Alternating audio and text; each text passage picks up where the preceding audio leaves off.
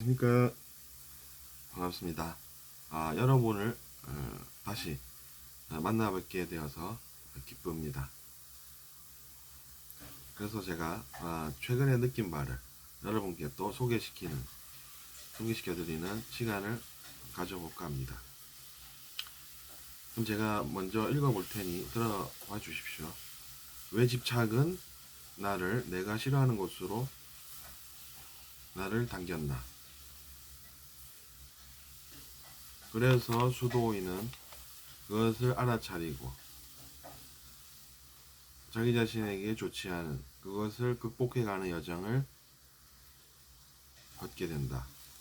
그것을 모르는 이들은 그 속에서 오늘도 지내고 때때로 그들은 왜 우리만 하며 안타까운 모습을 나타내고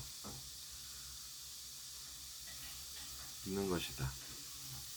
왜 우리만이라고 하는 것은 그들의 탄식인 것이다. 지금 나는 그 진실을 이야기하고 있고 그것도 노력하는 사람에게 좋은 결과가 나타나는 것이다. 그렇지 않으면 그 좋은 결과는 나타날 수 없는 것임을 알아서 진정한 노력은 결국 배신하지 않는다는 이야기를 나는 무시할 수 없는 것이다. 그래서 그것을 나는 지금 진리로 인정하며 세상에서 세상에 이야기할 수밖에 없는 것이다. 나의 체험이 도움이 되었길 바라는 것은 어떻게 보면 그러지 않을 수 없기도 하기 때문인 것이다. 내가 보이는 집착이 스스로 아무리 정의롭다고 여길지라도 그 집착이 사라지지 않고 자기 자신을 따라다니며 자기 자신을 무집착으로 향하게 한다는 그 진실을 나는 이야기할 수밖에 없는 것이다. 그 증거는 바로 자기 자신의 체험이 되는 것임을 사람은 알게 된다. 그것이 사람을 무집착으로 향하게 하는 것이다. 이렇게 한번 써보았습니다. 집착이 자기 자신을 따라다니는 것 같다라고 하는 것은 지구에서의 우리 삶과 다르지 않다고 저는 생각합니다. 제 삶을 돌이켜보면 더 정확하죠. 그래서 이제 우리는 자기 자신의 내면의 체험을 공유할 수 있고, 그래서 앞으로는 그 집착으로 고생을 덜하게끔 하는 그런 마음을 내게 되는 것이죠.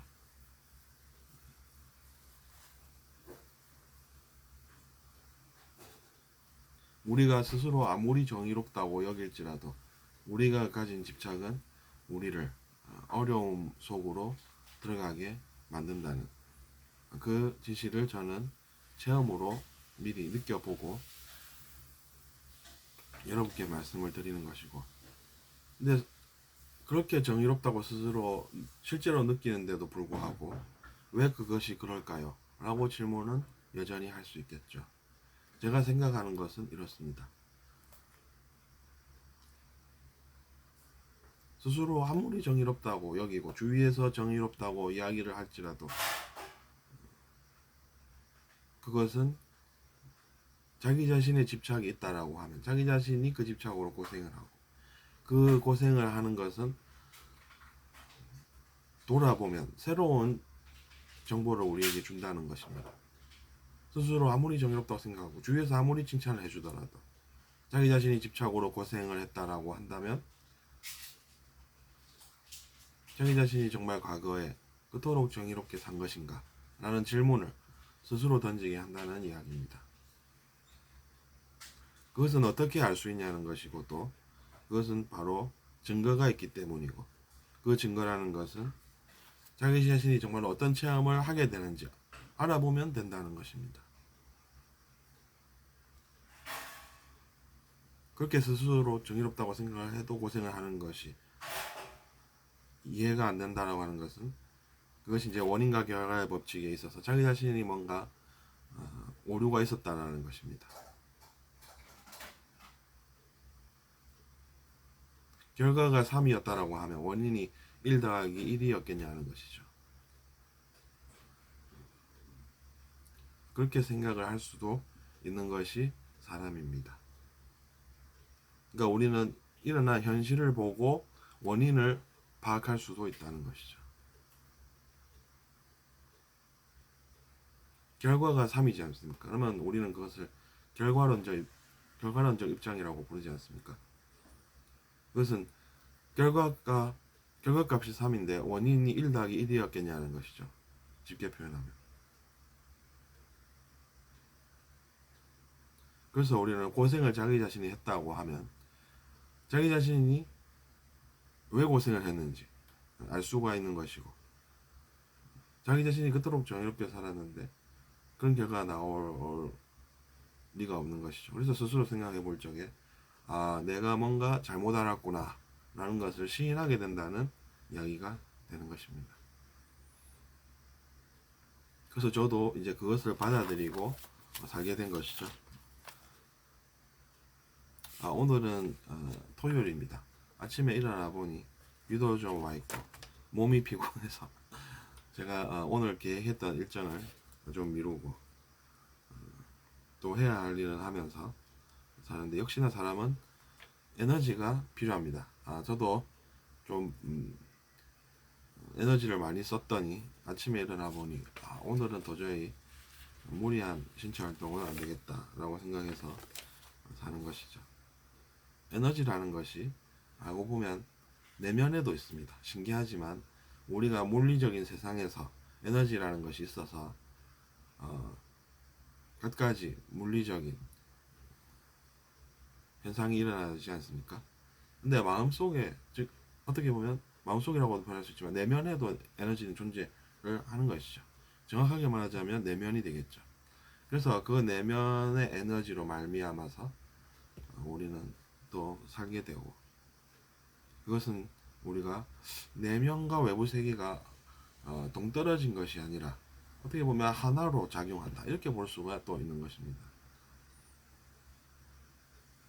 그래서 에너지라는 것은 내면 혹은 외부 세상, 이게 따로 존재하는 것이 아니라 하나로 존재한다, 이렇게 볼 수도 있는 것이죠.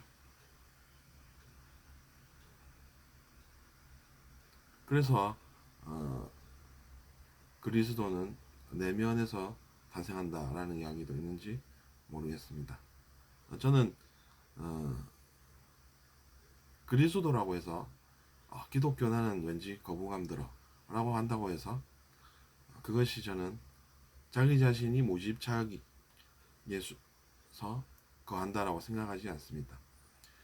스스로 아무리 정의롭다고 생각해서 기독교는 좀 거슬려, 거기는 나쁜 곳이야 라고 이야기한들, 자기 자신이 거기에 대한 집착이 있다라고 하면 자기 자신이 그것으로 말미암아서 또 무언가를 겪게 된다는 그 사실을 저는 알게 된 것이죠. 그래서 저는 그런 생각을 버릴 수밖에 없었습니다. 여러분도 그런 것을 느낄 수가 있는 것이 바로 우리의 삶이 됩니다. 그래서 누군가는 지구를 교과서라고도 이야기합니다. 왜냐하면 자기 자신이 아무리 정의롭다고 생각을 해봤지만 결국에는 자기 자신도 죄로 말미암아 지구에서 교과서를 느낀다라는 것이죠. 그래서 그분은 죄라는 표현을 써서 지구를 이해를 하십니다. 하지만 저는 그렇지 않고 집착이 원인이다, 이렇게 생각을 하는 것이죠. 그래서 저는 그분이 근데 틀렸다라고 생각하면서 반박하고 주장하지 않습니다. 제 의견을. 그건 그분의 권리입니다. 왜 그러냐면 인생에서 자기 자신이 원하는 대로 사람은 생각할 수가 있습니다. 그리고 저랑 다르다고 해서 제가 틀렸다고 생각한다면 그것도 저의 집착이라고 저는 느낀다는 사실입니다.